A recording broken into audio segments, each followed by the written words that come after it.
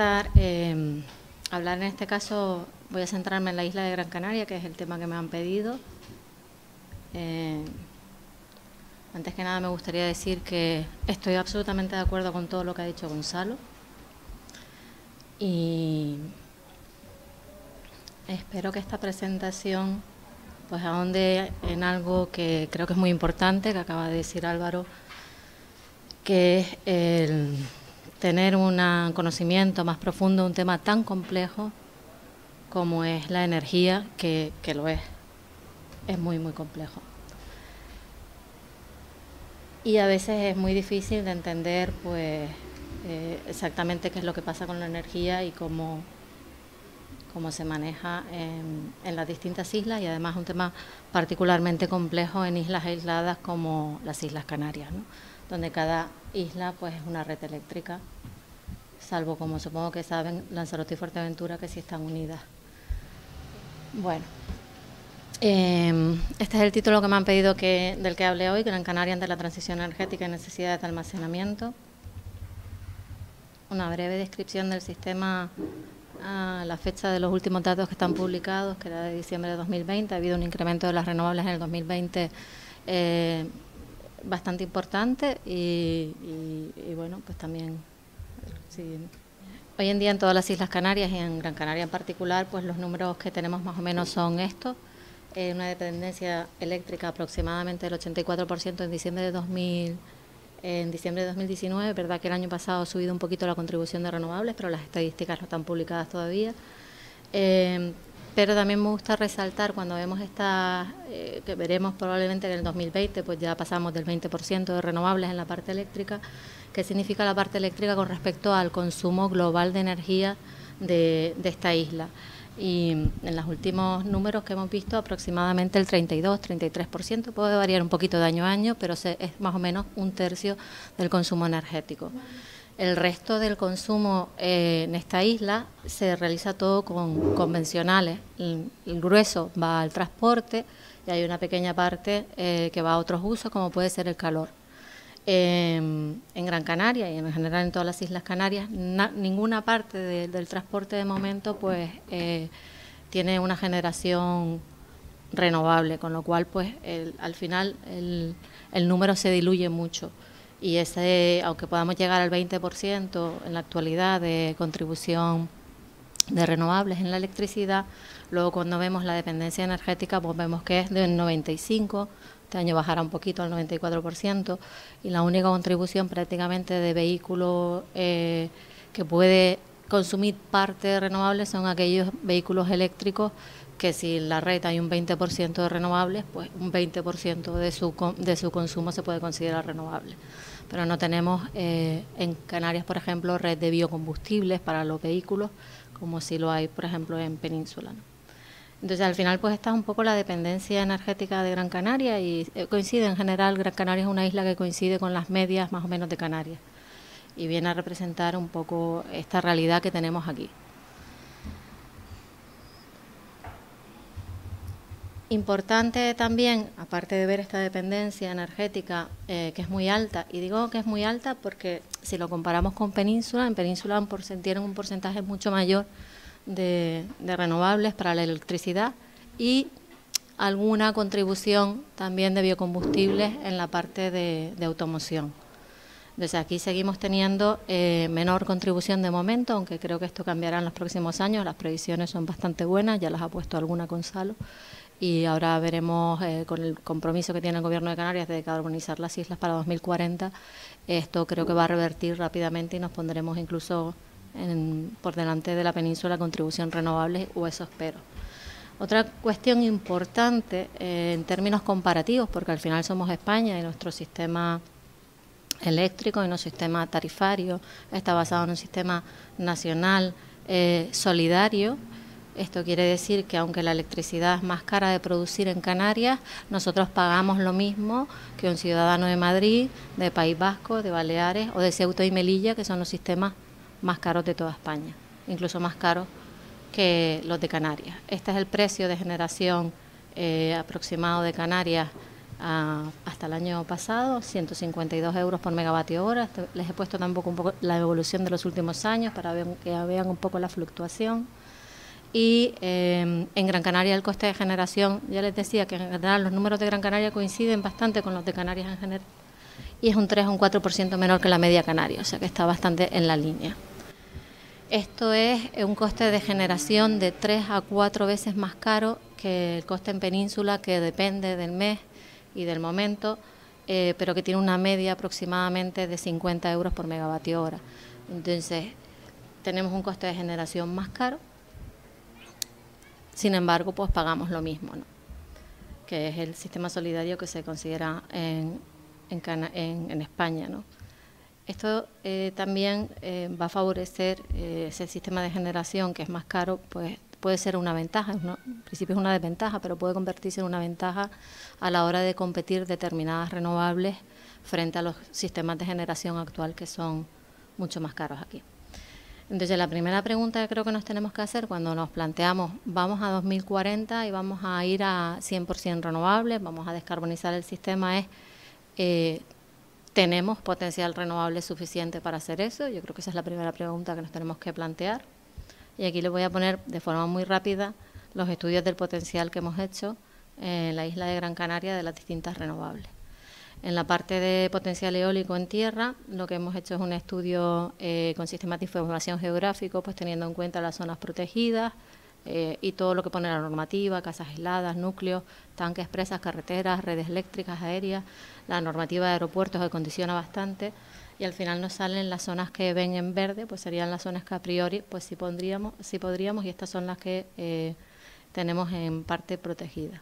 Luego ponemos algunas restricciones adicionales, que ya son técnicas, como velocidad mínima de viento. Hay zonas donde sí se podría, pero no hay viento, entonces pues tampoco nos resultaría rentable, o pendientes máximas, que también dificultan, una serie de restricciones adicionales, y al final vemos que hay algunas zonas donde a priori sí se podría, pero no quedan señalizadas.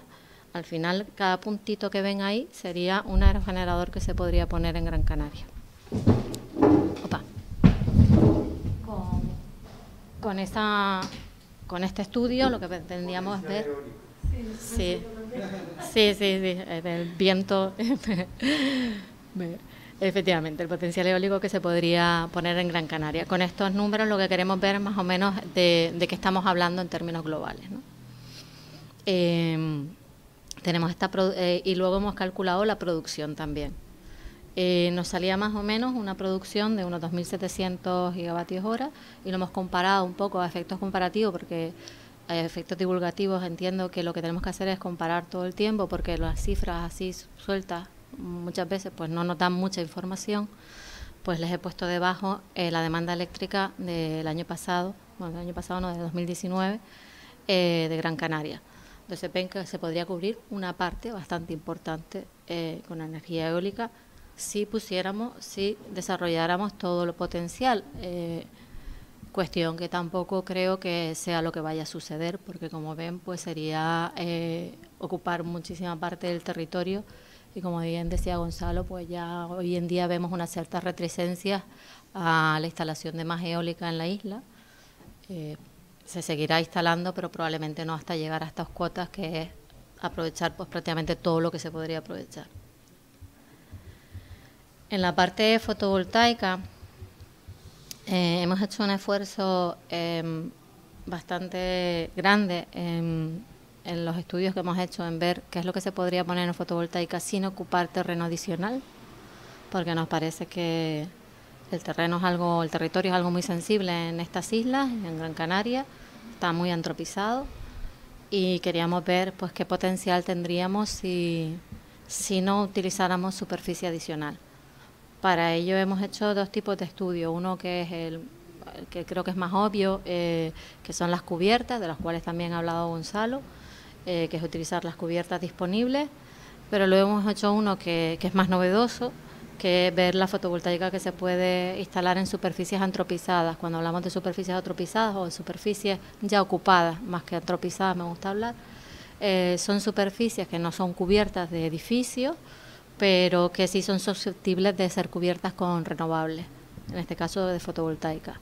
Hemos hecho un análisis junto con GrafCAN de parking descubiertos, depósitos de agua, invernaderos, presas y balsas, estos dos últimos con solar flotante, para ver cuál es el potencial que podríamos alcanzar en estas superficies ya construidas.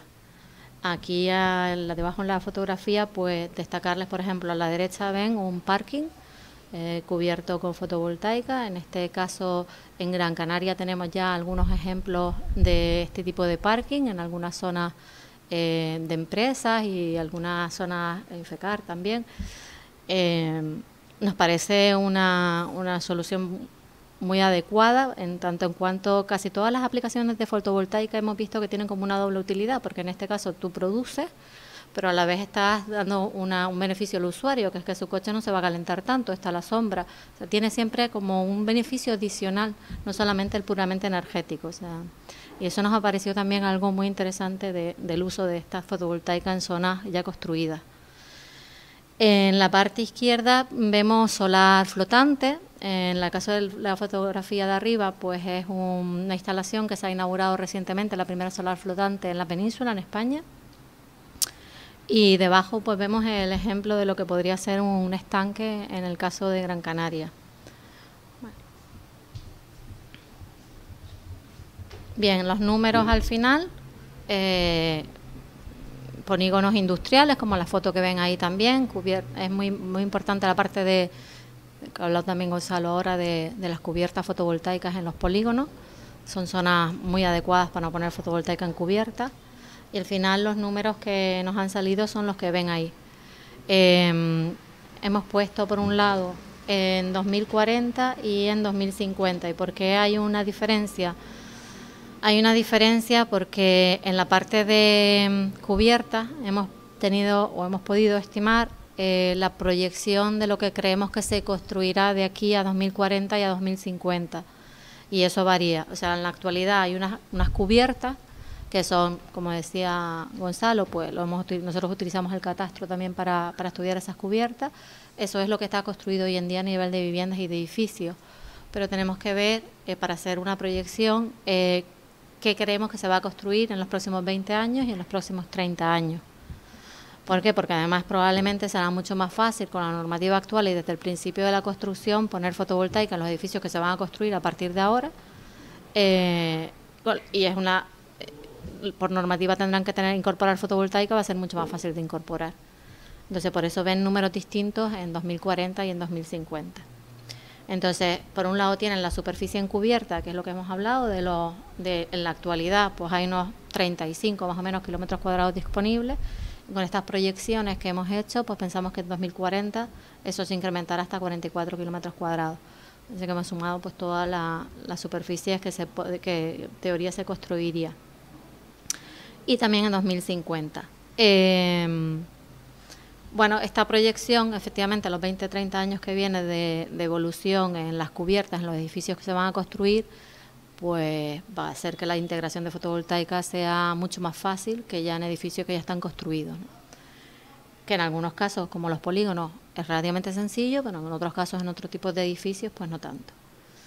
Porque ya se tendrá en cuenta su integración desde la propia conceptualización del edificio y no a posteriori. Las superficies antropizadas era un valor de 6,4 kilómetros cuadrados, más o menos lo que nos salió en las figuras que les dije antes. Y también hemos hecho pues una previsión de lo que significaría esto en producción. Como ven, si sumásemos las cubiertas y las superficies antropizadas, tendríamos una producción que incluso sería mayor que la demanda actual de electricidad. No ha variado mucho de 2019 a este año.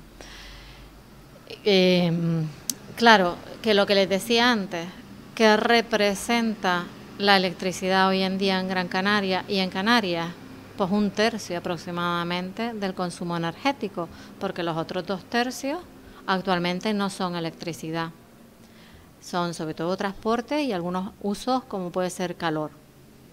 Entonces, esta cifra parece alta, pero ahora cuando pensemos en que estas renovables tienen que suplir no solamente la electricidad actual, sino todo el consumo energético, pues veremos qué significa eso, sobre todo de cara a todo lo que sería la electrificación del transporte, que es el grueso de,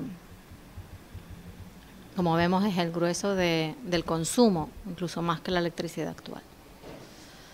Seguimos estudiando entonces el potencial y nos fuimos a ver pues qué disponibilidad podríamos encontrar en el mar. Igual que en tierra, en la parte eólica y en las olas tenemos las mismas restricciones. Si tenemos zonas protegidas y si en tierra tenemos carreteras, pues en mar tenemos rutas marítimas preferentes, zonas militares de exclusión, igual que en tierra, entidades pesqueras o acuicultura. O sea, hay algunos elementos que son un poco diferentes, pero básicamente es una extrapolación de esta metodología y es bastante parecido. Con todas estas restricciones, y luego le metemos pues lo que serían lógicamente las restricciones técnicas. Para que entiendan esta parte de profundidad, de batimetría, hay una distinción importante. Dentro de lo que es la energía eólica marina, hay dos tipos de aerogeneradores, unos que van anclados al suelo, al lecho marino, y otros que lo llamamos la tecnología flotante, ¿vale? Desde los que van anclados al fondo fijo, solamente la tecnología actual nos permite unos 50 metros de batimetría. Para irnos a profundidades mayores necesitaríamos tener estructuras flotantes. Aquí hicimos también un doble escenario 2040-2050, en el cual a 2040 nos íbamos a 500 metros de profundidad y a 2050 llegábamos hasta 1000 metros de profundidad.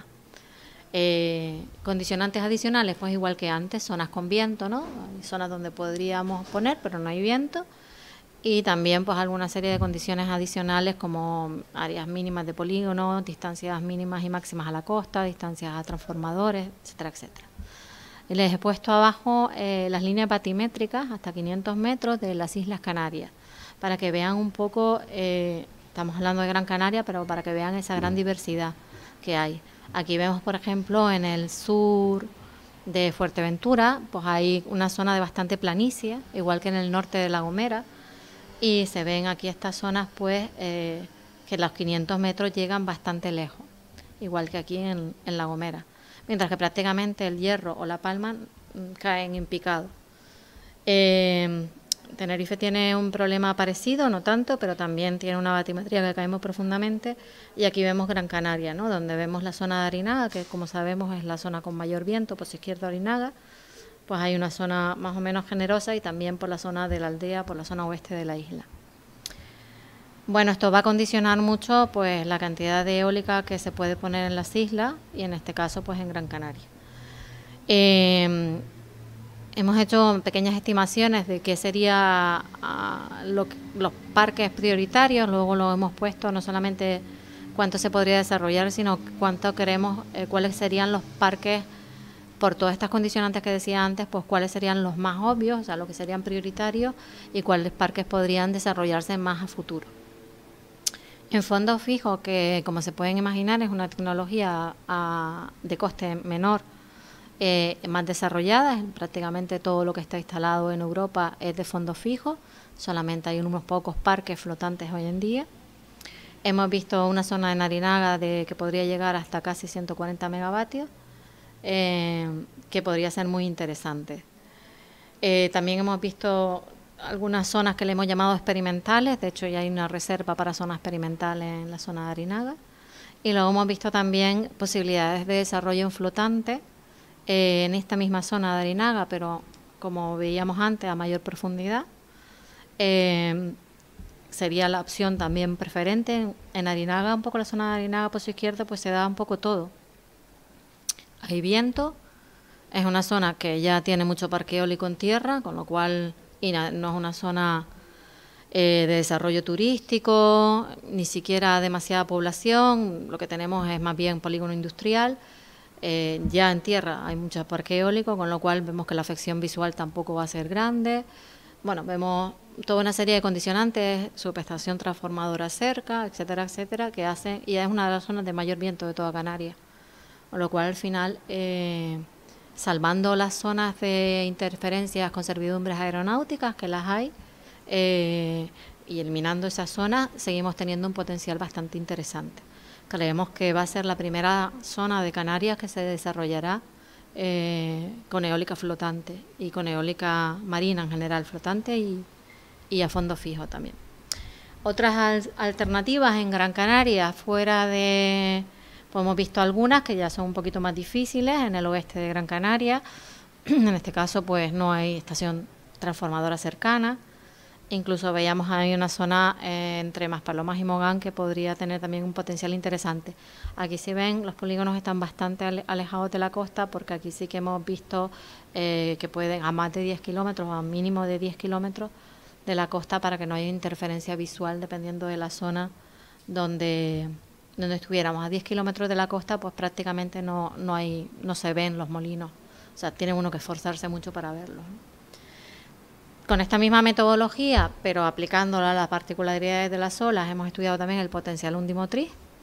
Digo adaptado porque la batimetría cambia, las zonas protegidas son las mismas, pero la batimetría cambia, bueno, y una serie de condicionantes técnicos que nos varían. Y luego, lógicamente, ver el recurso de olas, ¿no?, que no coincide con el recurso de viento, ¿no? La zona de más oleaje en Gran Canaria es la zona norte, donde tenemos el mayor potencial undimotriz, y la zona de mayor viento en Gran Canaria, como sabemos, es la zona del suroeste. Otras renovables que hemos podido ver, pues hemos intentado ver todas las renovables posibles. El potencial teórico de geotérmica, y aquí sí que hago exclamación en teórico, porque estos estudios no los hemos hecho nosotros y son los que han publicado el IDAE, que es el único documento oficial que hay hasta el momento. Es verdad que hemos tenido conversaciones con Involcán y con empresas en Canarias que se dedican a estudiar el potencial geotérmico, pero es verdad que todavía no tienen suficientes datos como para poder hacer una estimación. Sin embargo, sí que se cree que efectivamente puede haber algo en Gran Canaria, pero digo, esto es un estudio publicado por el IDAE, pero que se hizo hace bastantes años, creemos que unos 20 años, y está todo bastante por ver. En Tenerife, además, probablemente mucho de lo que está ahí estará en zona de reserva natural protegida, en la zona del Teide, y sin embargo en La Palma sí creemos que, o sí se cree, no creemos, no, nosotros no nos dedicamos a estudiar la geotérmica, pero sí los expertos creen que puede haber algo de potencial. En Lanzarote, he puesto Lanzarote y Fuerteventura porque saben que están unidas, pero en este caso es Lanzarote. Se creía que había bastante potencial, pero las anomalías geotérmicas que se han detectado se han visto que no van a generar alta entalpía, y lo que se está haciendo ahora efectivamente es un proyecto experimental con células Peltier de captación superficial de energía geotérmica. Bueno, en Gran Canaria se cree que puede haber un potencial de media alta entalpía, pero ya les digo, todo esto está por ver. Lo pongo en esta transparencia, no obstante, aunque esté por ver, y estos números son muy antiguos y quedarán refrutados o debatidos o totalmente cambiados con los estudios que se están haciendo en la actualidad, pero sí que me parecía por lo menos interesante ponerlo, porque todo lo que podamos tener en geotérmica nos los podemos ahorrar en el almacenamiento. Así como hasta ahora lo que hemos visto ha sido energía eólica, energía solar, y hemos visto energía de las olas, todas estas energías son de carácter intermitente y por tanto de carácter variable. Nosotros no podemos decirle al viento, pues sopla ahora que tengo mucha demanda, o enciéndete sol de noche que ahora quiero ponerme a ver la tele, y tampoco le podemos decir a las olas cuándo tienen que venir. Pero la geotérmica tiene la ventaja de que la podríamos regular. ¿A costa de qué? A coste de su margen económico, obviamente. Una geotérmica que funciona en régimen nominal funcionaría como un grupo convencional en la base. Nos proporcionaría la base de suministro, como una nuclear, como las que tenemos ahora convencionales en Gran Canaria. Si la sacamos de ese régimen, lo que vamos a hacer es que funcionen peor y que sea más cara su electricidad. Pero claro, lo que tenemos que ver es si con eso me ahorro almacenamiento, pues al global del sistema le puede salir más económico. Por eso es muy importante ver el potencial geotérmico que puede tener Gran Canaria y en general todas las Islas Canarias, porque va a ser fundamental ahora introducir esta variable en el mix de almacenamiento que vamos a tener que enfrentar, que va a ser de grandes dimensiones. Ya se los adelanto. Potencial hidráulico, en el caso de Gran Canaria, pues no tenemos potencial hidráulico, hay algo de potencial mini hidráulica en Tenerife y en La Palma, pero es muy poquito, tampoco. Pero bueno, es interesante por lo mismo que les decía antes, porque es gestionable. y todo lo que podamos meter en gestionable nos lo ahorramos en almacenamiento, a costa, lógicamente, de que las inversiones no se van a amortizar de la misma forma y la rentabilidad va a ser menor. Pero con toda probabilidad, pues más barato que invertir en almacenamiento. Y de hecho esto es lo que vamos a ver luego un poco en la parte de, no tenemos en Gran Canaria hidráulica, pero sí tenemos saltos hidráulicos, ¿no? Entonces, en la parte de termosolar también hemos visto estudios de potencial, son estudios bastante preliminares, pero también aquí hemos intentado ver zonas que de alguna forma son zonas con reservas de suelo destinadas a ser urbanizadas. Hemos quitado pues todo lo que podría ser suelos que pudieran tener un uso rústico. Y hemos visto que sobre todo en Lanzarote, Fuerteventura y sobre todo en Fuerteventura hay bastantes zonas que tienen unas reservas previstas de ser urbanizadas, pero entendemos que probablemente, o por lo menos no en un corto plazo, no se llegarán a urbanizar todas esas zonas y podrían ser susceptibles. Aquí vemos que siempre pues hay un dilema entre ocupar territorio y estamos intentando minimizar el impacto de la ocupación del territorio con renovables, ¿no? De verdad que la termosolar no la podemos poner en cubierta, pero sí que hemos ido a zonas que ya tienen reservas de tipos como, por ejemplo, infraestructura. Hay un tipo de suelo que es reserva de suelo para infraestructura y hay mucho suelo en ese tipo de reserva. Por ejemplo, tenemos una depuradora, tenemos una desaladora, tenemos una zona de gestión de residuos. Pues bueno, alrededor no se puede construir, es reserva de zonas para reservas de infraestructura. Entonces hemos ido mucho a este tipo de zonas que necesitan unos márgenes de seguridad y están reservadas para infraestructura. Ahí hemos intentado buscar dónde podíamos poner este tipo de instalaciones. Bueno, sale un potencial interesante, la interesante de la termosolar, a costa probablemente del precio. Hoy en día nadie discute que la termosolar es muchísimo más cara que la fotovoltaica, pero aún con ello tenemos la ventaja de que la termosolar puede tener almacenamiento en sales fundidas, con lo cual es regulable. Entonces podemos tener termosolar de noche, podemos regular la termosolar, con lo cual pues lo mismo, todo lo que pueda ser regulación es muy interesante de cara a poder mantener la estabilidad del sistema y podernos ir a un sistema de renovables que minimicen en la medida de lo posible los sistemas de almacenamiento.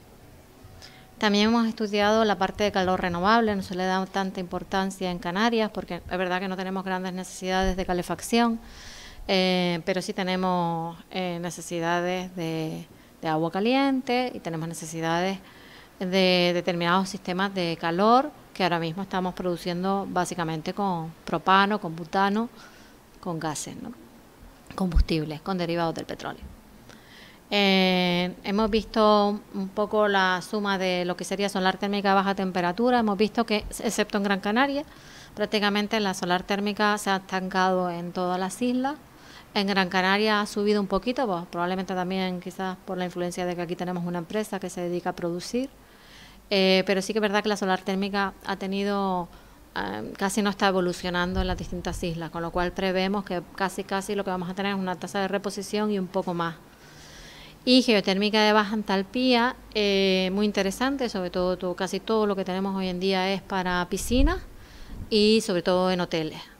Hay bastantes hoteles con energía de baja entalpía de geotérmica en Lanzarote, algunos en Fuerteventura, y aquí en Gran Canaria tenemos 3 ejemplos, uno de hoteles, uno de piscina, y bueno, entendemos que tiene sobre todo unas limitaciones. Este desarrollo dispar por islas no está tan condicionado por el potencial, sino por la agilidad que ha tenido o no agilidad que ha tenido los cabildos al denegar o aceptar las propuestas, ¿no? Ha sido más un tema normativo que de potencial en sí, porque potencial sí que hay en todas las islas y es más bien un tema de normativa y de protección del medio ambiente en algunos casos, o protección de acuíferos, etcétera, etcétera.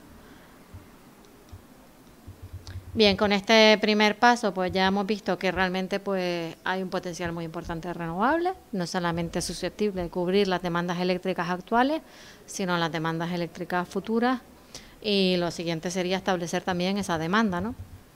He intentado poner aquí en una metodología muy sencillita un trabajo que hemos hecho con la Universidad de Stanford, bueno, que en este caso pues he hecho yo con la Universidad de Stanford, entre luego el PGC y la Universidad de Stanford en el marco de una beca Fulbright.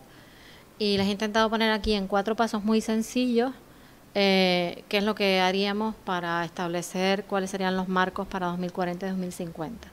Primero, establecer la demanda. Hemos visto el potencial renovable, pero lo que tenemos que ver es qué demanda va a haber en esos años, lo cual pues ya es por sí un ejercicio bastante difícil, porque estamos hablando de una predicción de demanda a muchos años vista, y no se les escapará que esto es un ejercicio difícil de pronóstico. Hemos para esto visto 2 escenarios, hemos visto varios, pero bueno, les voy a poner aquí 2. Escenario tendencial, que básicamente pues lo que hacemos es seguimos una tendencia con unas mejoras importantes, que ya las veremos, y un escenario que hemos llamado renovable, en el cual pues tenemos unas políticas proactivas muy importantes. En este escenario renovable, decirles además que se electrifican absolutamente todos los sectores. Transporte, calefacción, que aquí no es muy importante, aire acondicionado, que aquí sí es importante, industria, agricultura, ganadería y pesca, absolutamente todos los sectores. Ese sería por un lado decir, bueno, cuál va a ser la demanda, y por otro lado analizar las renovables, y ahora nos toca mezclarlos, ¿no? Este análisis un poco de renovables ya lo hemos visto. En esta metodología que sigue la Universidad de Stanford se excluyen explícitamente los biocombustibles, por eso no lo van a ver en parte del mix, no quiere decir que no lo pudieran ser, sino que esta metodología pues se basa solamente en energías renovables como la eólica, la solar, la hidráulica, la geotérmica y la solar, y no contemplan la introducción de los biocombustibles. Pero no obstante, nosotros sí creemos que sería interesante ver una pequeña contribución de biocombustibles en el futuro mix energético de Canarias, y ahora veremos por qué. Una vez tenemos esos 2 pasos, que es por un lado tener la demanda y por otro lado la disponibilidad de renovables, lo que hacemos ya es juntar las 2 cosas. Hacemos con unas simulaciones con un software que se llama Load Match, que como su nombre indica, lo que hace es machear la demanda cada 30 segundos, cruzando los datos de producción de renovables con los datos de demanda. Y de ahí se derivan las necesidades de almacenamiento. Ahora les pondremos una imagen para que vean un poco lo que ha sucedido cuando hacemos estas simulaciones. Y por último, ya cuando llegamos a las conclusiones finales, pues hacemos una estimación no solamente técnica, sino del área necesaria para desarrollar los escenarios, del coste medioambiental, de la creación y pérdida de empleo, o sea, todo lo que es una parte y de lo que cuesta el sistema, todo lo que llamaríamos el análisis socioeconómico de las propuestas.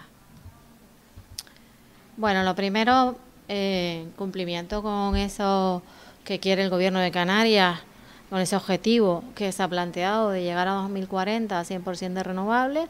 Lo primero que hemos hecho es estimar la demanda para 2040 de cada una de las islas. Comentarles que esta demanda a 2040 se ha hecho considerando lo que es la demanda interna de las islas. Y esto es muy importante porque hay una diferencia muy importante entre 2040 y 2050, que hemos contemplado 100% de renovables de todas las islas, contemplando lo que es la demanda de lo que nos entra y nos sale. Y veremos que eso es muy importante, porque una cosa es la isla con su consumo. Como somos islas, está difícil poner cuál es el límite. Luego está la conexión entre las islas, que eso sí se ha contemplado, tanto aéreo como marítimo, pero no hemos contemplado para 2040 todo lo que sería lo que viene de península o lo que viene internacional. Eso está contemplado para el escenario de 2050. Entonces son 2 escenarios bien distintos, porque la parte que nos viene de península y del extranjero, en este caso internacional, sobre todo por el turismo, es muy importante. Y también, no solamente por el turismo, que es lo que nos viene a la cabeza primero que nada, sino porque Canarias es una gasolinera en medio del Atlántico. Entonces, el bunkering internacional, o sea, barcos que vienen aquí, repostan y siguen, que ni siquiera no vienen a abastecer Canarias ni nada, simplemente como un punto de estacionamiento, es casi el 40% de la demanda energética actual. O sea, es una parte súper importante del consumo energético. Y eso lo hemos dejado para 2050. pero para 2040 está contemplado todo el consumo de las islas más la parte aérea y marítima entre islas. Bien, si hacemos esa distinción, a los años de la demanda interna de 2018 para Canarias, Gran Canaria en este caso, era aproximadamente 1000 kiloteps, TEPs son toneladas equivalentes de petróleo, y se distribuía de la forma que ven ahí, un 56% para transporte, el 32% para electricidad. Acuérdense que les decía que esto coincidía bastante, antes vimos que era el 33% para toda Canarias, y otros, industria, calor, el 12%. ¿Qué se plantea 2040? Vale, lo que hemos planteado 2040 no tiene que ver solamente con un cambio tecnológico. Ahí ven pues algunas fotografías que nos van indicando, por ejemplo, el transporte, se electrifica todo el transporte, pero no solamente cambiar el vehículo que tenemos en nuestras casas por un vehículo eléctrico, poner un enchufe en el garaje. Tenemos que cambiar el modo en que nos transportamos para ganar en eficiencia energética y para no tener lo que tenemos hoy en día, que es 1,2 personas como ocupación media en Canarias por coche. Aquí consumimos mucha energía en transporte, lo estamos viendo, pero además es infrautilizada porque prácticamente, pues lo que les decía, va una persona por coche. En este escenario, para hacer esa predicción de la demanda, tenemos varios vectores: potenciación del transporte público, potenciación del transporte compartido, el coche compartido, algo que aquí todavía no ha llegado. Bueno, sí hay algo de coche compartido, pero es mucho menos de lo que se da en otros sitios, donde ya incluso hay plataformas online de coche compartido. Bueno, otras en Stanford mismo, pues era habían varias plataformas de coche compartido, de tal forma que eran casi como autobuses. Tú contratabas y un punto, una hora, pasaba un coche, te buscaba y te llevaba donde. Entonces, bueno, esto quizás aquí todavía está por llegar, pero lo veremos en los próximos años. Yo creo que en los próximos 10 años veremos este tipo de políticas totalmente implantadas. Potenciación sobre todo del transporte público, pero también el cambio modal, que también está muy por estudiar aquí, que ya estamos viendo sus primeros pasos en Canarias, en concreto en Gran Canaria, en concreto en Las Palmas de Gran Canaria se ve, que es ya, cuando hablamos de cambio modal, es aquel porcentaje de la población que hace un transporte activo. Gente que camina más, pero sobre todo bicicleta eléctrica, patinete eléctrico, o sea, medios alternativos a lo que estamos utilizando en la actualidad. Eso se está empezando a ver, aquí también en Maspalomas, donde estamos, pues también se ve más carriles bicis, etcétera, etcétera, y más gente en bicicleta. Y con la introducción de la bicicleta eléctrica y el patinete eléctrico, pues esto se ha fomentado muchísimo. Entonces vemos que hay toda una serie de estudios detrás que nos dicen, oye, cómo va a evolucionar esta demanda para 2040, lo cual es fundamental para saber cuánta demanda tengo que satisfacer. Entonces es muy importante pensar en transporte en estos términos. No es sustituir el coche por un coche eléctrico, es cambiar el modo en el que nos transportamos, no solamente cómo cargamos el coche. En la parte ya de transporte un poco más podemos pensar, ¿no? El transporte aéreo, transporte, ¿cómo resolvemos este transporte? Bueno, pues aquí les pongo fotos reales de ferries que están operando en el norte de Europa, que son totalmente eléctricos. Esto no es un futuro, esto es realidad hoy en día. Entonces, antes, por cierto, aquí también, ¿vale? Ver la demanda de la que partimos, porque ahora les voy a hacer las predicciones de demanda 2040, ¿vale? Las predicciones de demanda en el escenario tendencial son de 1060 kiloteps, kilos de toneladas equivalentes de petróleo, y en el renovable, fíjense que casi bajan la mitad. Esto es muy importante por lo que os estaba diciendo. Todas las políticas activas de eficiencia lo que pueden conseguir es bajar a la mitad nuestro consumo, casi bajar a la mitad nuestro consumo energético si siguiéramos una tendencial. Que el tendencial no es hacer lo que estamos haciendo ahora, el tendencial estamos viendo que hay más renovables, estamos viendo medidas de eficiencia energética, el tendencial es eso, es que vamos a seguir progresando, pero hay un tendencial en el que progresamos más o menos a la velocidad que estamos viendo ahora con las políticas activas, y hay un escenario disruptivo en el cual nos replanteamos efectivamente el modo que nos transportamos, el modo que nos movemos, cómo consumimos energía, etcétera, etcétera. Y ahí ven ese salto enorme que se puede dar de un escenario tendencial a un escenario en el que tenemos políticas muy activas en cuanto a la eficiencia y en cuanto a nuestros comportamientos y a nivel institucional y a nivel normativo, etcétera, etcétera. Porque todos los escalones son necesarios. No solamente la responsabilidad como ciudadanos, sino marcos normativos, el cómo se ponen las subvenciones, cómo se ponen las ayudas, cómo se incentivan determinados comportamientos, etcétera, etcétera. Y políticas de empresa también, no institucionales. Entonces, vamos ahora a la parte de transporte marítimo. Como les decía, esto es una realidad ya, los ferries eléctricos. Lógicamente, los ferries eléctricos tienen a día de hoy pues una distancia que pueden cubrir.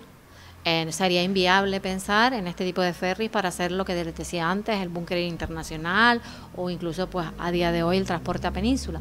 Pero sí son perfectamente viables para el transporte entre islas, que es lo que decíamos que marcábamos para el escenario de 2040. Entonces, poco a poco creo que tendremos que hacer un esfuerzo porque aquí hay determinadas compañías navieras que operan entre las islas para que vayan renovando sus flotas y que esa renovación sea por sustitución en ferries eléctricos y no por una renovación en cambios de combustibles, ¿no? La siguiente pregunta es, vale, parece que la parte de transporte marítimo entre islas podría estar resuelta, pero la siguiente pregunta, mucho más desafiante, es qué pasa con la parte aérea. Y antes comentaba Gonzalo, y yo ahondaré todavía más, lo que les he puesto aquí son fotografías reales de aviones eléctricos. Es verdad que a día de hoy, pues lo que estamos viendo, monoplaza, biplaza y un hidroavión eléctrico. Son ejemplos que hay a nivel mundial, pero todavía no hay un desarrollo como para pensar que a día de hoy podamos tener estos vehículos navegando, volando por nuestras islas en modo eléctrico. Pero como nuestro horizonte aquí lo marcamos a 2040, las previsiones nos dicen que si todo más o menos tecnológicamente sale bien, en 2035 sí habrán aviones eléctricos que podrían cruzar perfectamente las distancias que hay entre las islas. No llegarían a península, pero como de nuevo a 2040 estamos mirando la parte nuestra dentro de las islas, pues podríamos pensar que esto podría ser una realidad. También están alternativas que luego veremos de biocombustibles, hidrógeno, otro tipo de alternativas que podrían ser también una opción a esta parte aérea. En la parte de navegación ya les digo, la apuesta claramente que hacemos es por la electrificación. Para transportes a península, pues no podremos hablar de electrificación a estos niveles. ¿Qué pasa cuando no lo podemos hacer y tenemos que introducir el hidrógeno o el amoníaco? ¿Por qué somos tan reticentes a hacerlo? ¿Por qué pensamos que lo que tenemos que hacer es electrificar? Porque en realidad lo que se hace y lo que se dice en todos los estudios de transición energética es que todo lo que puedas electrificar lo tienes que electrificar. Y la cuestión es muy sencilla. Para yo producir a día de hoy una unidad de hidrógeno necesito 3 unidades de energía renovable. Eso sin contar el almacenamiento de hidrógeno que se tendría que hacer en cavernas subterráneas a los niveles que estamos hablando. Entonces necesito poner 3 molinos para tener una unidad, o sea, 3 unidades de molino para tener una unidad de hidrógeno. Parecido en el amoníaco, un poquito menos, porque es menos intensivo desde el punto de vista energético.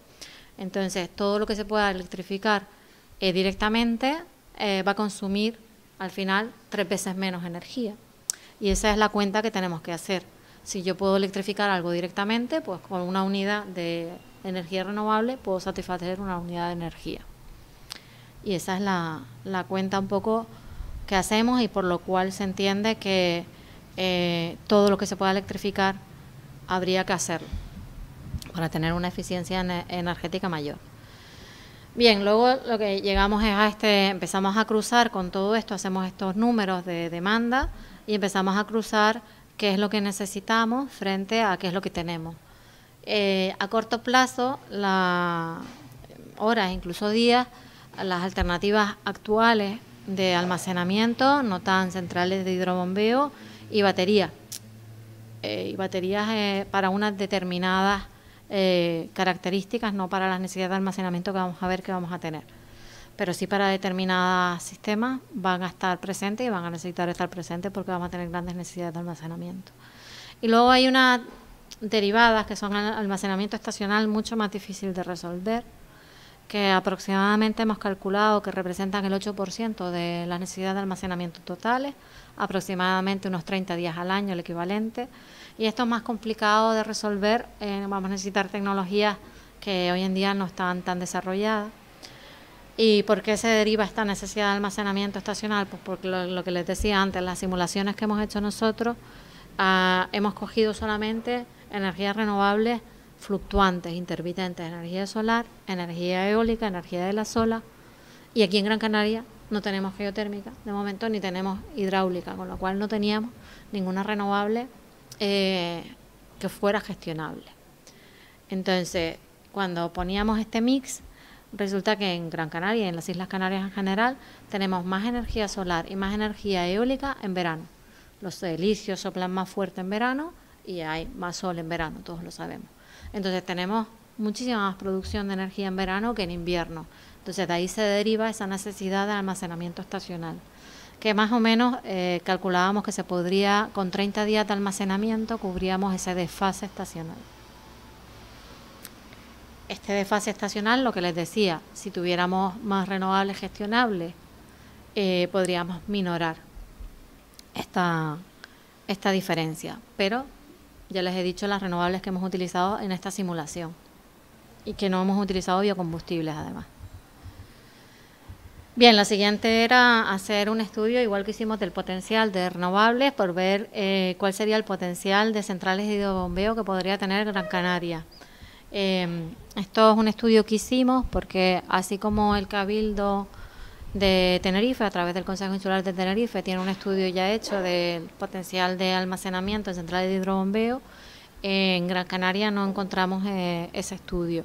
Entonces hicimos un estudio con propuestas, que son las que se encuentran ahí, y teníamos la premisa de que las presas ya fueran construidas. Y de alguna forma lo que intentamos ver es, con presas ya construidas, cuál sería la capacidad de almacenamiento que podremos llegar en Gran Canaria. Las centrales de hidrobombeo, frente a la alternativa que veíamos de baterías, luego veremos en más detalle, pero también nos ofrecen otras ventajas como mayor capacidad de almacenamiento, menor coste y menor impacto ambiental a lo largo de la vida útil de las centrales. Aquí, como ven, la primera es Chira-Soria, que es la única que de momento está planificada. Cueva de las Niñas Soria podría ser la ampliación natural de Chira-Soria, y otra serie de presas que podrían tener un cierto potencial de ser unidas entre centrales de hidrobombeo. Hicimos también una estimación de cuál sería la capacidad de almacenamiento que notarían estas centrales. Bien, ya para pasar a las simulaciones, lo que hicimos fue hacer series de datos eólicos y de radiación solar. Para eso cogimos una cantidad ingente de series temporales de datos solares y de eólicas de distintas fuentes, de AEMET, de puertos del Estado, de promotores privados, todo lo que pudimos conseguir.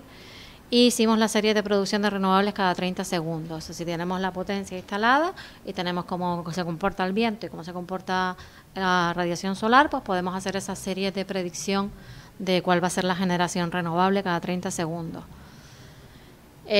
Con los datos de red eléctrica, de demanda actual y software propio y proyecciones, lo que hicimos fue generar esa serie de demanda a 2040 y a 2050 también cada 30 segundos. Y luego lo que hacemos es pues mezclar esas dos series para ver cuáles son las necesidades de almacenamiento que se derivan. Y aquí tienen un ejemplo de un zoom que hicimos para la isla de Gran Canaria. En este caso pues vemos la producción en azul y la demanda en naranja.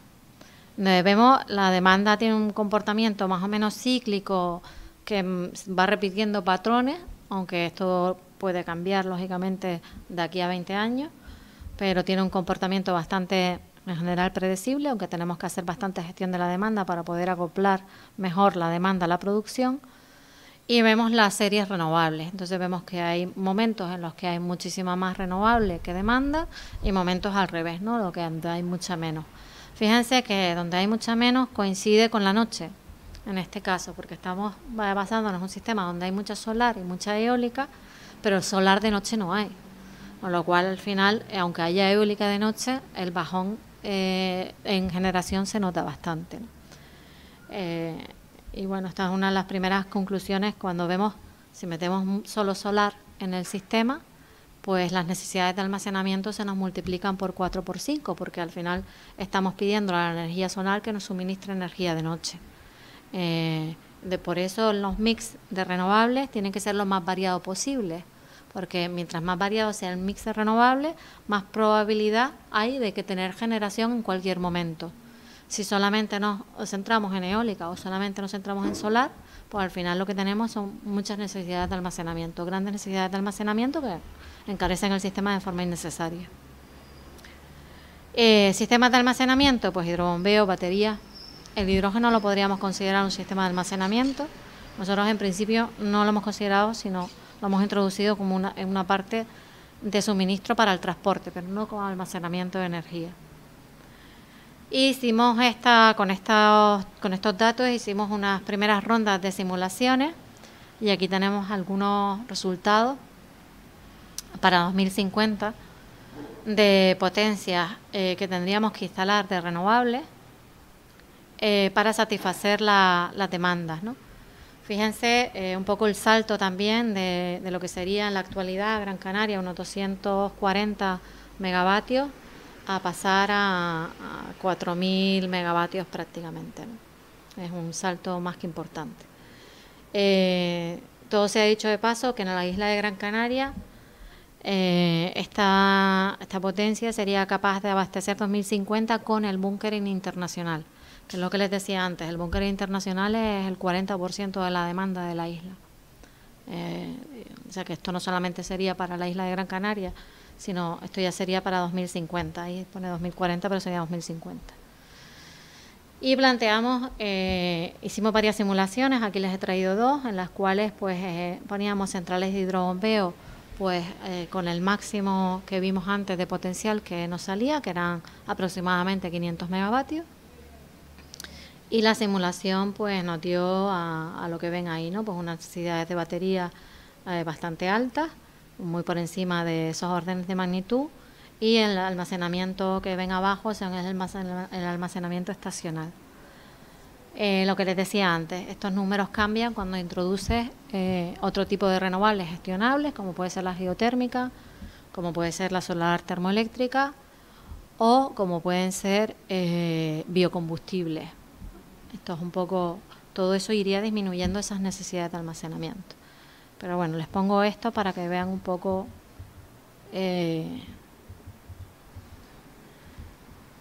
la comparativa ahora con qué pasaría si no pusiéramos centrales de hidrobombeo. Pues si no pusiéramos centrales de hidrobombeo, pues las necesidades de almacenamiento casi se duplican y tendríamos un sistema que requeriría muchísimo más almacenamiento que si tuviésemos centrales de hidrobombeo. La capacidad de renovable no me cambia significativamente, pero sí me cambian las necesidades de almacenamiento. Y luego, estoy terminando ya, si no te importa termino y ya podemos pasar al debate con el tiempo que haya. Y luego hicimos la parte de coste de energía de esos dos escenarios. Y no, claro, aquí en la parte actual pues nos sale pues lo que sería la demanda final con BAU, que es este sistema tendencial, para que lo entiendan, y la WWS es el sistema renovable, ¿vale? Vemos un poco las diferencias, vemos un poco que las necesidades de demanda son las mismas en las dos estrategias, pero ya lo que nos varía es el coste de inversión, nos varía el coste medio de la energía. En el sistema tendencial no, porque es el mismo, pero en el sistema renovable sí. Y aquí vemos cómo se encarece el sistema cuando no tenemos centrales de hidrobombeo. Vimos también el coste social de la energía, el coste medio anual, bueno, todos los datos que ven ahí. Importante también la parte de costes climáticos y también la parte de media anual de todo conjunto, que es con el coste social. La parte de costes climáticos, para que se hagan una idea de qué es lo que hemos evaluado aquí, se mide cuando tú cambias de ese escenario tendencial a un escenario totalmente renovable, donde veíamos que hay mucha más renovable, mucha más eficiencia, etcétera, etcétera. Lo que haces es evitar polución, contaminación. Entonces hay unos indicadores que te relacionan muertes prematuras por polución. Entonces este es el tipo de indicadores que entran aquí. Enfermedades derivadas de la polución no solamente son pulmonares, también son algunas cardíacas, etcétera, etcétera. Entonces una serie de indicadores que nos vienen a poder evaluar esta parte climática. Lógicamente, en estas dos estrategias todo eso es igual, lo único que me cambia es la parte del coste de la energía, porque es lo único que estoy cambiando, es la parte de almacenamiento, básicamente. Resumen un poco de ambas estrategias, el coste sanitario, lo que les decía, el coste climático, porque se evalúa un poco lo que es el impacto de las convencionales frente a las renovables, el coste social, y el Levelized Cost of Energy, que es lo que me da el euro por kilovatio hora. Era dólares, ¿verdad? Sí, son dólares, todos son dólares, porque, como les decía, esto es una simulación que hicimos con la Universidad de Stanford con su software, y son dólares además de 2012, con lo cual habría que actualizarlo, no solamente cambiarlo a euros, sino actualizarlo con los valores de utilización. Sí, efectivamente, son dólares, ¿vale? No son euros. Que los trillones efectivamente españoles y americanos no son los mismos. Y digo españoles porque en Europa los trillones sí son como los americanos. Aquí tenemos un poco de diferencia, ¿vale? Pero bueno, lo que les quería mostrar era la comparativa, porque estos números así un poco fríos no nos dicen nada. Sí que es verdad que podemos pensar un poco en lo que costaba en la actualidad, que eran 150 euros por megavatio hora, o sea, 15 céntimos de euro por kilovatio hora. Entonces se ve que en cualquiera de las estrategias el coste baja frente al actual, lo cual sí es importante. Pero también vemos que hay una diferencia entre un escenario solamente con baterías y con hidrobombeo, que como digo es un escenario hipotético porque sería inviable con la tecnología actual. Y luego también hicimos unas indicaciones de lo que sería el empleo. No hay una gran diferencia tampoco entre los dos escenarios. Veíamos que básicamente podría haber una generación de aproximadamente entre 9.000 y 10.000 puestos de trabajo. Aquí se evalúa, si ven el trabajo perdido es el mismo en las dos estrategias, porque es el trabajo que se pierde por dejar de producir con convencionales, y el trabajo creado, que sería el trabajo que puedes crear con renovables. Y ese sería el impacto que creemos que puede tener a 2040 esta transición energética en empleo neto. Y con esto ya termino con mi presentación. Creo que, no sé cómo vamos de hora, pero creo que ya en realidad pues hemos pasado un poco del tiempo. Y no sé si van a tener un pequeño debate o no está el moderador. ¿Esto de aquí? Sí. A ver, de todas maneras también todos los números que tienen aquí, los anteriores y todo esto de aquí, todo lo que hemos visto está hecho como les decía, con la metodología de la Universidad de Stanford. ¿Qué quiere decir esto? Que aparte de estar en dólares, estamos hablando de indicadores a nivel mundial. Para llevarlo al terreno canario, habría que hacerlo con los indicadores canarios, cosa que no se ha hecho. Se ha hecho con las medias a nivel mundial porque es una metodología genérica que se ha aplicado a todo el mundo. O sea, no se ha aplicado a Canarias, se ha aplicado a todo el mundo y a todos los países del mundo en realidad, y a muchas regiones, y una de las últimas a las que más se ha aplicado esta metodología es a Canarias. Entonces todos estos números hay que cogerlos con con mucho cuidado en el sentido de que no son números desarrollados explícitamente con indicadores canarios, donde el coste de la energía es distinto, el molino cuesta distinto, el panel cuesta distinto, todo cuesta un poquito distinto en Canarias, porque esto son medias ni siquiera para España, son medias a nivel mundial de cuál es el coste de tecnología y haciendo la proyección de cuánto se cree que va a costar esa tecnología en 2040 y en 2050, lo cual pues también no deja de ser una estimación no exenta de error, como se puede, de incertidumbre. Entonces, interesaba un poco el nivel comparativo y ver un poquito qué estrategia nos podría llevar más o menos a qué números. Y sobre todo vemos que en cualquier caso el coste de la decarbonización, queríamos ver que frente a sus propios números el coste disminuye, porque frente a sus propios números el coste actual en el sistema tendencial hubiera sido mayor, y también hemos visto que en general disminuye frente a lo que tenemos, porque fíjense que para ellos con su coste el coste tendencial sería de 27,7, muy superior a lo que tenemos en la actualidad nosotros como costes declarados. Entonces esta es un poco la comparativa que tenemos que ver. Y en ese escenario renovable vemos que prácticamente se disminuye a la mitad el coste, ¿no? Es el beneficio un poco de la transición energética en términos no solamente de qué es lo que podría suceder o qué escenario de almacenamiento tenemos, sino en general de cuál sería el coste de la transición. Y luego la parte medioambiental, la parte sanitaria, que también es importante y que son externalidades del sistema que tenemos que tener en cuenta. Esto de alguna forma pues viene a decir que el coste de la transición energética, esa inversión que se tiene que realizar, está más que rentabilizada a futuro con los costes propios de la generación, y si a eso le sumásemos los costes de salud y climáticos, pues todavía más a favor en cuanto a este argumento. Pero con todo esto lo mismo que decía antes, estos números son relativos. En la parte de costes climáticos, sí, no, aparte tienes aquí diferenciado la parte de costes de salud, que es lo que hablaba antes, y la parte de costes climáticos. Entonces, en el coste climático se tiene en cuenta los costes de emisiones de CO2 y todo, bueno, se le ha puesto un valor a lo que sean los efectos del cambio climático. Y lo mismo, eso se ha hecho con una metodología internacional que ya te da los costes que se han estimado por emisiones. Entonces, estimando la cantidad de emisiones que te evitas, pues ves el coste medioambiental que te has evitado. Pero no se cuenta lo que es la captación de CO2, decir, solamente el cambio de modelo energético, ¿no? Sí.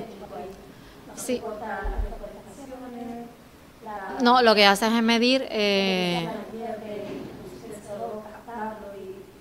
Sí, esos son métodos para poder hacer efectivamente más reducción, pero aquí lo que se ha visto es, si yo tengo un escenario tendencial, produciría X emisiones. Si tengo un escenario solo renovable, esas emisiones no las produzco, y lo que hago es contabilizar, monitorizar, o sea, darle un valor monetario a esas emisiones. Y entonces de ahí sacas el coste climático. Pero lo mismo, insisto, está hecho con indicadores mundiales, no está hecho con indicadores ni siquiera particularizados para España, ni para Canarias, por supuesto. Entonces, con lo del hidrógeno verde, si hace falta 3 unidades de energía para conseguir una en el almacenamiento o algo así, o solamente para producir. No, solo para producir. ¿Y para almacenar cuánto comentaba usted que...? O sea, la producción, por eso decía que es muy interesante electrificar todo lo que se pueda electrificar, porque tú con una unidad de energía, si la utilizas directamente, pues una unidad de energía, una unidad de trabajo útil en un vehículo eléctrico, sí, pongamos. no se pierde. Si ese vehículo, en vez de ser eléctrico, es con hidrógeno, necesitarías 3 unidades de energía, por ejemplo, 3 unidades de energía eólica para producir una unidad de energía de hidrógeno, que sería Para la funcionar. unidad. Entonces, esa es un poco cuando tú vas a hidrógeno necesitas instalar 3 veces, bueno, en realidad más de 3 veces, porque necesitas 3 veces más energía. Pero 3 veces más energía quizás te supone poner 5 veces más molinos, dependiendo de las horas equivalentes, porque los molinos tampoco trabajan al 100% de su potencia nominal todo el tiempo. Claro. O la solar fotovoltaica, que tiene las horas equivalentes al año te dicen de 8.760 horas que tiene el año, las horas equivalentes es como mides tú la cantidad de energía que se produce, si estuviera funcionando nominal, esa cantidad de las horas que estaría funcionando. En eólica, que somos muy buenos en Canarias, tenemos eólicas muy buenas, podemos tener zonas de 3.000 horas equivalentes, que son buenísimas, y en fotovoltaica estamos por debajo. Ya la fotovoltaica necesita muchísima más potencia instalada para dar la misma energía.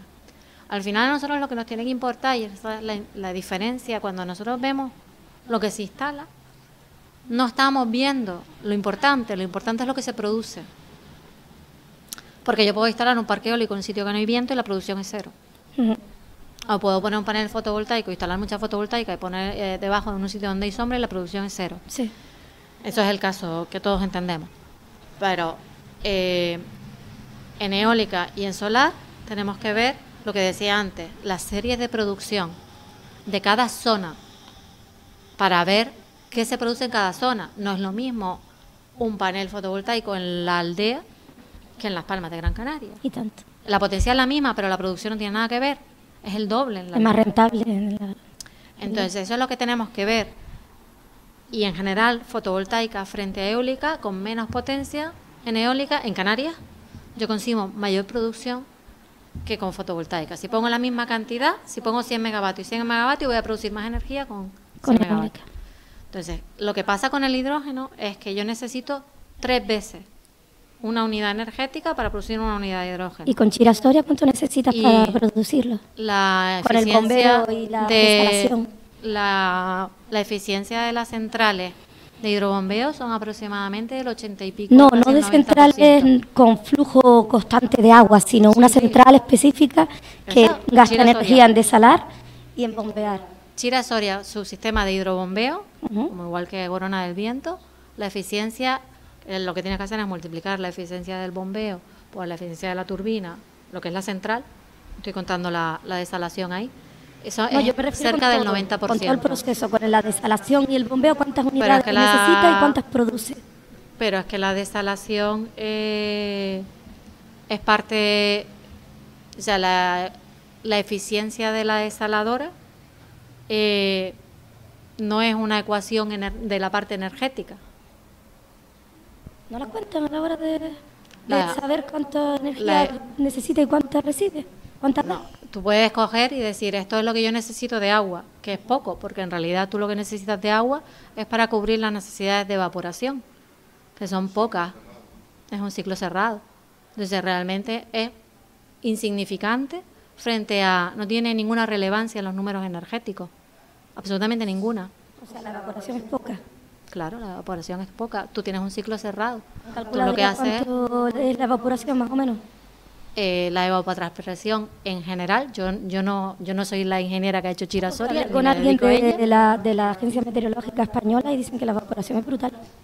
Bueno, yo no sé lo que te pueden haber dicho, pero la evapotranspiración en este tipo de centrales que ya están más que establecidas y súper conocidas a nivel mundial es muy poca. Es un porcentaje. Las normales, las que tienen un flujo constante con lluvia y demás. No, las centrales de hidrobombeo. Sí, de hidrobombeo de agua de lluvia, ¿no? No, las centrales de hidrobombeo, da igual cuál sea el origen del agua, la evapotranspiración es la misma. Las están mirando de la misma forma. Es exactamente lo mismo, lo que tú pierdes está más condicionado por las condiciones climatológicas que por lo que zonas de mayor soleamiento. La evapotranspiración es exactamente la misma independientemente de dónde venga el agua. Entonces eso es lo que se ha hecho también con Corona del Viento en el Hierro. Se han mirado las necesidades de evapotranspiración y eso es lo que te produce la desaladora. Yo no tengo los datos de cuánto se evapora, pero es aproximadamente un 4 o un 5% lo que se calcula. Podría mirarlo porque los datos son públicos, pero no es significativo. De hecho, hemos planteado el poner una desaladora en la central y era muy poca la necesidad que necesitaban de energía, pero sí los números son públicos, se pueden mirar. No tiene mayor impacto la evapotranspiración, o lógicamente si tienes una fluyente, pues, pero no tiene impacto la evapotranspiración. Porque, o sea, la evapotranspiración no es achacable ni siquiera a la central de hidrobombeo, que es un ciclo cerrado. No, pero no es que sea por las condiciones climáticas, que tú tienes evapotranspiración porque tienes una presa de Chira y tienes una presa de Soria, me refiero a eso ya se está produciendo.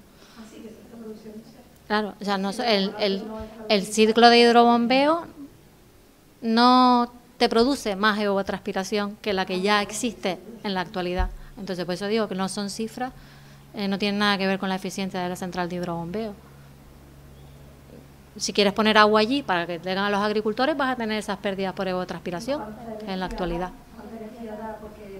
En la península ibérica, en España, dan suficiente energía para algunas semanas, ¿no? ¿Cuánto sería Chira-Soria cuando se almacena todo eso? Que el costo... Mañana van a tener a Jonay, que les va a poder explicar todas, perfecto. Pero ella está calculada en números nominales 200 megavatios 16 horas. Eso es lo que genera, ¿no? Eso es lo que está calculada. A tu potencia nominal, 16 horas 200 megavatios. Quiere decir 3.200 megavatios hora. Quiere decir que si en vez de su potencia nominal estuviera trabajando menos, pues a los números puedes multiplicar. Pero vamos, eso te lo va a poder dar. De electricidad a la hora de transportarla con la torre. Pregúntaselo mañana a Jonay. Es que yo no soy la ingeniera del proyecto, me estás preguntando cosas que en realidad es de mi cultura general, pero no es de mi proyecto. Mi proyecto es sistemas de almacenamiento y en global, no específicamente de la central Chira-Soria. Nosotros simplemente lo que hicimos fue ver qué capacidades podría haber en Gran Canaria aprovechando las presas que ya existen, porque también nos parecía que nos íbamos a proponer, pues como se está proponiendo en la isla de Tenerife, el construir centrales construyendo las presas, cuando aquí existen presas que se podrían utilizar para hacer esas necesidades. En definitiva, al final tenemos unas necesidades de almacenamiento muy, muy grandes por cómo queremos suministrar a las islas, y en este caso en Gran Canaria, con eólica y con solar. Lo que les decía, ¿cómo se puede disminuir? ¿Cómo se podría disminuir hasta un cierto punto? Porque los números al final son tosudos, lo que ven aquí. Nosotros consumimos de una forma y por mucho que gestionemos demanda, la variabilidad de las renovables, que al final, aunque tengamos complementarias, sobre todo nos vamos a basar en solar y eólica, siempre vamos a necesitar almacenamiento, y además almacenamiento en unas cantidades muy importantes. Entonces, si metemos otras renovables en la ecuación, esto nos puede disminuir. Y sería lo interesante de ver cómo disminuyen las necesidades de almacenamiento. Pero nos podrán disminuir de esas cantidades que hemos visto, que son ingentes, a unas cantidades menores, pero siempre vamos a necesitar grandes cantidades de almacenamiento si queremos hacer una transición totalmente renovable, si no queremos seguir basándonos en combustibles fósiles. También reduce porque no hay pérdidas en la red. Descentralizar lo que es el almacenamiento y la generación. Descentralizando te pasa lo mismo. Vamos, si tú descentralizas y pones fotovoltaica, por ejemplo, en unas cubiertas que es propuesta aquí, al final tienes lo mismo. Necesitas tener sistemas de almacenamiento, lo que los puedes tener distribuidos. Pero al final ves que los números distribuidos te salen con sistemas de almacenamiento más caros, porque el sistema de almacenamiento, cuando logras hacer un sistema de almacenamiento, las centrales de hidrobombeo son más económicas que los sistemas de baterías a la fecha actual. ¿Cuánto sale la generación de megavatios hora Pero espérate, no solamente que sea más económica, sino... porque por ahora tengo entendido que es la más cara de Europa. Si eso ya lo preguntaste a Gonzalo y ya sigues insistiendo. A ver, eso te lo podrá contestar, pues probablemente no la más cara de Europa.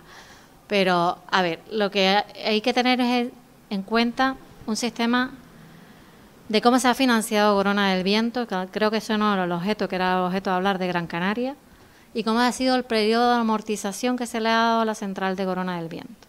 Entonces, a Corona del Viento, que además, como dijo Gonzalo, pues un proyecto piloto, se le dio una ayuda puntual por parte de la IDAE para hacer frente a la inversión. Hemos estado hablando aquí de lo que significa la transición energética y de cómo necesitas una inversión por encima de lo que porque necesitas reconvertir. Pues el caso de Gorona es lo mismo, ¿no? Necesitas una inversión inicial alta y luego lo que te interesa es lo que pasa luego, que es el coste de la energía, que es lo que hemos estado viendo aquí. Entonces, en Gorona del Viento se le puso un periodo de amortización de esa ayuda inicial que fueron de 5 años. Entonces, el precio en los primeros años de la central está siendo muy alto porque esa inversión que se le da para toda su vida útil, 20, 30, 40 años, lo que dure, pues durará siempre, con pequeños gastos lógicamente de mantenimiento, se les ha dicho que ese montante de dinero lo tienen que amortizar en un periodo de los 6 primeros años. Entonces, cuando ya termine ese periodo de amortización, que creo que es un par de años más, veremos ya el coste real fuera de ese periodo de amortización. ¿Qué hubiera sido lo normal en cualquier central de ese tipo? Que no se lo hubiera exigido, o bueno, pedido, que amortizaran en 6, 7 años, sino que se lo hubiera dicho, amortiza la inversión en 10, 20, 30, 40 años, que es lo que dura. Y entonces hubiéramos visto cómo se distribuye ese dinero a lo largo de 40 años y hubiéramos visto desde el año 0, desde el año 1, unos menores costes del sistema. Pero como lo que se les dio es una subvención y les exigieron que hicieran un periodo de amortización en un periodo corto de tiempo inicial, pues por eso estamos viendo los costes declarados de 400 euros por megavatio hora, que lógicamente son muy altos, pero que esos costes acabarán en un par de años porque han amortizado todo el capital en los primeros años de explotación. Muy por debajo de lo que era el hierro antes, seguro, pero muy, muy por debajo, porque ya estará amortizada toda la inversión y ya lo que tendremos, antes el sistema del hierro era el más caro de toda Canarias. ¿Por qué era el sistema más caro de toda Canarias? Porque entre sistemas más pequeños, sistemas más caros. Y además porque estamos aislados, entonces necesitamos tener una seguridad. Eran solo grupos diésel. Ahora, en el hierro tenemos una central hidráulica con un apoyo diésel, porque es verdad que está dimensionado de tal forma que a partir de creo que 2, 3 días sin viento, pues tienes que recurrir a un apoyo de diésel. Entonces, las necesidades de diésel, era muy caro y los equipos estaban amortizados, diésel, no se incluía la amortización, era solamente lo que se consumía y los costes reconocidos. Ahora tendremos una eólica que no va a tener ningún coste variable, con lo cual al final lo que tendrás es esa parte complementaria que todavía se está suministrando con diésel, que es lo que va a contribuir. Entonces, ¿cuáles serán los costes? Pues muy, muy por debajo del coste antes de la central. Y esa es la explicación de por qué ahora mismo ves unos costes superiores cuando miras en red eléctrica y miras los costes de Gorona del Viento. Aparte, lógicamente, lo que decía Gonzalo, que fue una central que resultó más cara de lo normal porque era ser la primera isla aislada, ¿no? Es verdad que hay muchas islas que son 100% renovables, pero no son islas aisladas de la red. Entonces, la particularidad nuestra es esa, que al estar aislados de la red, pues necesitamos unas inversiones mayores porque tenemos que garantizar, nadie se quiere quedar sin luz, nadie quiere tener un cero eléctrico en sus islas, entonces tenemos que tener sistemas redundantes y que garanticen el abastecimiento en todo momento. Por eso el sistema del hierro era el más caro y la central también fue una central piloto, un proyecto totalmente innovador en su día, que supera lo que sería una central de hidrobombeo convencional, sus costes en Península, por ejemplo. Eso es así, porque las centrales de hidrobombeo en Península pues son abundantes, están en todo el territorio y donde quiera que se ha podido hacer una central de hidrobombeo se ha hecho porque repercute en disminuir los costes del sistema, no se ha hecho por otra cosa, sino porque al final lo que hace es disminuir los costes del sistema. Entonces, lo que pasa es que es distinto en una red como la Península, donde básicamente las muchas centrales de hidrobombeo se utilizan para bombear energía durante la noche y generar en el pico de demanda, que es cuando la electricidad es más cara, y en islas aisladas no tenemos un sentido única y exclusivamente, ni mucho menos de esa parte económica de jugar con el precio de la producción de la electricidad, sino que tratamos aquí es garantizar el abastecimiento. O sea, lo que se trató en Corona del Viento y a menor escala, aquí será lo mismo, es convertir la variabilidad de la eólica en una energía disponible 24 horas. De tal forma que cuando yo tengo mucha energía eólica, bombeo, y cuando no tengo energía eólica, turbino. Y entonces puedo esa variabilidad de la eólica convertirla en una seguridad de suministro. Ese es el sentido de cualquier central hidráulica en el caso de las islas. En el caso de península, tradicionalmente era distinto, era lo que acabo de decir, era una cuestión puramente mercantilista. ¿Qué va a pasar ahora con la mayor introducción de renovables en península? Que las centrales de hidrobombeo pasarán a cambiar su función y pasarán también a tener parte de esa regulación del sistema, y cuando haya mucha energía eólica y solar, pues se va a bombear y no va a ser... Ahora todo va a cambiar, ahora ya no... ahora todo va a cambiar radicalmente, porque ahora, antes de noche, la electricidad era muy barata. Bueno, ya hasta ahora sigue siendo así. Y es mucho más cara en los picos, ¿no?, que tenemos al mediodía y en el pico de la noche, que son los dos picos que tenemos a lo largo del día. En Canarias y en penínsulas parecido, es al mediodía y a primera hora de la noche. ¿Y cuántas veces se prevé el almacenamiento utilizable? Espera, que no he terminado. Entonces, ahora lo que va a pasar es que vas a tener mucha energía solar al mediodía y no vas a tener nada en por la noche. Entonces, los precios te van a cambiar. Entonces, probablemente al mediodía tengas precios más económicos. O sea, al final lo que tenemos que hacer es una gestión de la demanda. ¿Cuándo vas a cargar el vehículo eléctrico? Ahora mismo todo el mundo dice de noche. Bueno, pues cuando haya mucha solar, pues quizás lo que te interesa es al mediodía, cuando hay más energía solar. De tal forma que tú hagas una gestión efectiva de la demanda. Eso es lo que te va a permitir disminuir las necesidades de almacenamiento. Digo disminuirlas entre comillas, porque al final el vehículo eléctrico es un almacenamiento móvil. Pero como se contempla como un vector, que es transporte electromovilidad, pues al final lo que vamos a tener que hacer es decir, ¿cuándo vamos a cargar las guaguas eléctricas? ¿O cuándo vamos a cargar los coches eléctricos? Cuando haya más energía, no por la noche. ¿Cuánto megavatios más o menos el transporte en Canarias? Nosotros hemos hecho unas estimaciones y, bueno, aquí ves que las necesidades de almacenamiento que en principio poníamos con baterías eran muy, muy superiores a lo que podrías almacenar solamente con vehículo eléctrico. Pero se puede almacenar algo, lo que pasa que es una gestión complicada. Es una gestión complicada por lo que acabamos de ver. Probablemente van a haber unos picos de producción mayores, y estamos viéndolo en la figura, al mediodía frente a la noche, pero habrán algunas personas que no puedan cargar los vehículos al mediodía, les resulte más cómodo cuando llegan a casa por la noche. Entonces, esa delicada gestión de la demanda nos va a dar al final con el número real de almacenamiento que voy a necesitar. Mientras más renovables gestionables metan en el sistema y más gestión de la demanda sea capaz de hacer, menos necesidades de almacenamiento voy a tener. Y ese es el objetivo. El objetivo es tener, porque como hemos visto, si no hacemos eso, las necesidades de almacenamiento se van a disparar. Y disparar las necesidades de almacenamiento significa disparar el coste de la electricidad. Mientras más almacenamiento meto, más caro es el sistema. Dentro de unos límites, lógicamente, tengo que meter almacenamiento para no desperdiciar renovables, lo que hablaba antes Gonzalo también. Lo que no podemos hacer es poner eólica y no aprovecharla. Entonces, tengo que almacenar en la medida de lo posible, pero a la vez que hago eso, tengo que intentar hacer gestión de la demanda. ¿Qué me va a permitir la gestión de la demanda? Lo que veíamos antes, pues incluso llegar a poder disminuir en un porcentaje muy importante las necesidades de demanda que le voy a pedir al sistema. ¿Que pueda meter renovables gestionables en el sistema? Lo mismo. Pero el almacenamiento siempre va a ser necesario. Y luego había una cuestión que a mí me parece también que es importante, que en la que no se suele hablar, y es del impacto medioambiental del sistema de almacenamiento. Hay un impacto ambiental por todo lo que hacemos, ¿no?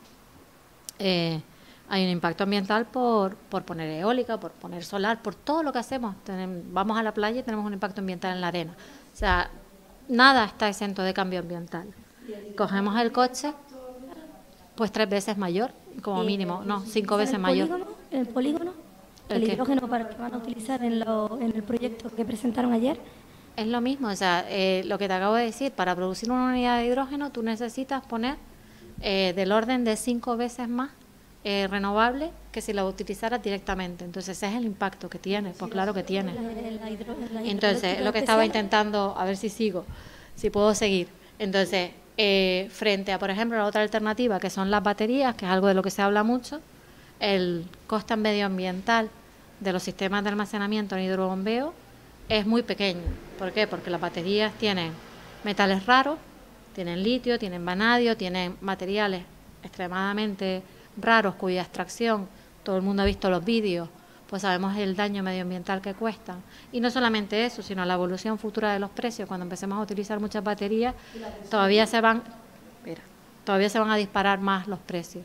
Pero tenemos un impacto ambiental muy grande. Lo que pasa es que el impacto ambiental no lo vemos en la isla, porque nosotros las compramos, las traemos. Lo que sí vamos a ver en la isla son los ciclos, o sea, cuando la batería se me acaba, ¿qué hago con la batería? La reciclabilidad de las baterías a día de hoy sigue siendo muy baja. Entonces, vemos en cualquier estudio que podamos ver, y hay muchísimos estudios, cuando comparamos sistemas de almacenamiento, las centrales de hidrobombeo tienen mucho menor impacto medioambiental, no solamente económico, sino medioambiental, que la batería.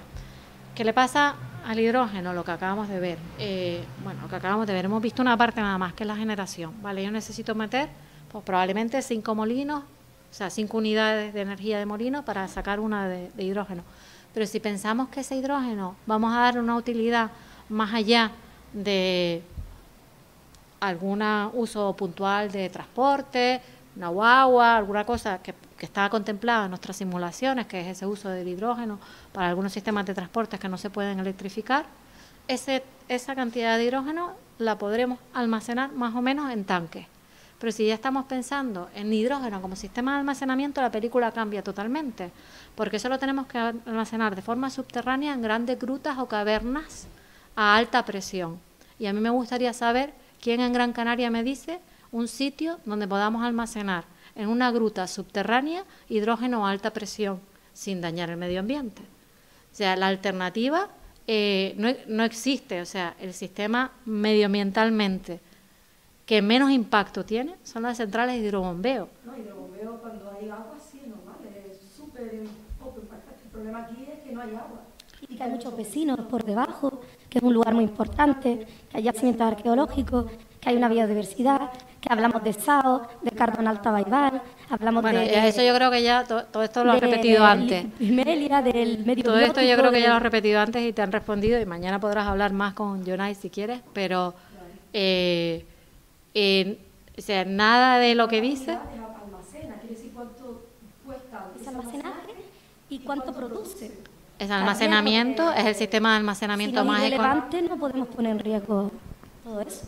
No, vale, centrales de hidrobombeo hay en todos sitios, presas hay en todos sitios. Sí, pero el tema del bombeo del agua es único aquí, y que sea la macro obra más grande a nivel europeo, lo comentan ustedes incluso. Yo no he comentado nada de eso, yo no soy la ingeniera del proyecto. Bueno, pues entonces que comenta Red Eléctrica o Diones de Concepción, ¿no? Desconozco ese dato. Es una macro obra, genera CO2 durante su construcción y gases de efecto invernadero, que lo he leído yo, que no han calculado. Genera gases de efecto invernadero. El estar sentado aquí hablando genera gases de efecto invernadero. La construcción de la central durante esos 70 central, la construcción de una carretera, todo genera, todo. Por eso. Todo tiene un impacto. Por eso, impacto cero no existe. Pues por eso que hay que hacer un balance. Claro, por eso hay que hacer un balance. Entonces, en el balance de los sistemas de almacenamiento que nosotros hemos estudiado, que hemos estudiado prácticamente todo, el que tiene un menor impacto medioambiental son las centrales de hidrobombeo. Pero lo han estudiado con el bombeo, con la desalación y el bombeo incluida y todo lo que es la obra. Pero lo que te es estoy que hay que diciendo mirarlo de manera amplia. Es que la desaladora es para dar agua. O sea, la evapotranspiración la hubieras tenido igualmente. La desaladora principalmente es para dar agua de riego. Consume energía desalarla, consume energía bombearla. Eso lo han tenido en cuenta, digo yo, a la hora de hacer el almacenaje. Bueno, eso lo preguntas mañana a Jonay, que es su presentación. Que genera esa macro obra. Eso también lo han tenido en cuenta, porque dice que no la ha medido. Red Eléctrica Española no la ha medido. Bueno, pues le preguntas a Red Eléctrica. Dice que en un año prevé que con las medidas correctoras de ITV y de las pantallas y eso, prevé que a lo mejor ese CO2 de gases y esos gases de efecto invernadero se puedan compensar. Si dura 70 meses, claro, lo prevé, pero no lo han calculado. Bueno, yo te puedo asegurar que cualquier túnel y cualquier carretera que hacemos en Gran Canaria genera más CO2. Sí. Pero bueno, con no hacer ningún control poblacional de ningún tipo. la y diferencia de una es que aprobación flotante. la diferencia es muy que con esta obra sí vas a poder hacer una transición energética. Esa es la diferencia. alternativas para hacer esa transición energética. He visto incluso centrales con peso que utilizan Sí, exactamente. y que También las después hay. al caer genera energía. Muy bien. Hay muchísimas alternativas que También las y hemos la estudiado. planificación, También esos las hemos 200 estudiado. megavatios, sí, esos 200 megavatios, la planificación ayudaría, como dice Roque Calero, a que o sea, terminan siendo irrelevantes, ¿no? El coste medioambiental y para las personas, si se hace una comparativa real y de todo. Hemos hecho una comparativa real, hemos estudiado los No, macropesos. la técnica, ustedes, ¿no? Supongo que lo que es la medioambiental no lo han hecho otras personas, ¿no? Sí, nosotros no hacemos estudios de proyectos. Te estoy diciendo, Por eso, hemos por eso. estudiado A el nivel impacto técnico. de los distintos sistemas de almacenamiento. Claro, a nivel técnico. Dime. Cuando hablas de almacenamiento de la central hidroeléctrica, el almacenamiento se entiende como la ascensión del agua hasta el acuífero, donde luego, cuando hace falta, cae ese agua, pasa por la turbina y genera esa electricidad, ¿no? Ujú, eso es una central de hidrobombeo, sí. Sí. No, para tener el concepto porque... Es lo mismo que está en el hierro, exactamente. Sí. Es el mismo concepto, es más grande la central que se plantea aquí, Vale. pero todas las centrales de hidrobombeo son iguales.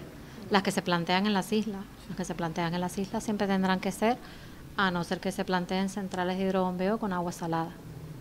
Vale. Bueno, eso también se planteó cuando se estudió el hierro y la verdad es que se descartó precisamente por motivos medioambientales, ¿no? No, perfecto, gracias.